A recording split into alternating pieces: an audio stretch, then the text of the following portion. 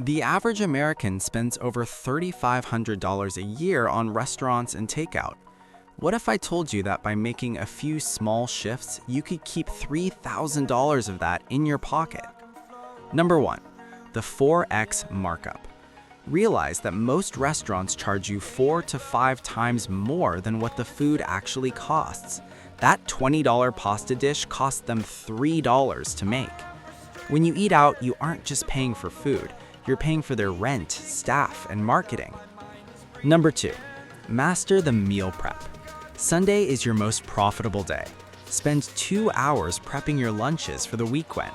Having a delicious meal ready in the fridge stops the "I'm tired, let's just order Uber Eats" excuse, which usually costs you $30 per meal with fees and tips. Number 3. The coffee habit. A $5 latte every morning seems small, but it's $150 a month. Buy a high-quality thermos and brew your coffee at home. You'll save $1,800 a year. That is literally a free vacation every single year just by pressing a button on your coffee maker at home. Number 5. Socializing for less. You don't have to stay home to save money. Instead of meeting friends for a $100 dinner, suggest a hike, a potluck at home, or meeting for just drinks or dessert. You get the same social connection without the massive bill. Number 6. Reward yourself.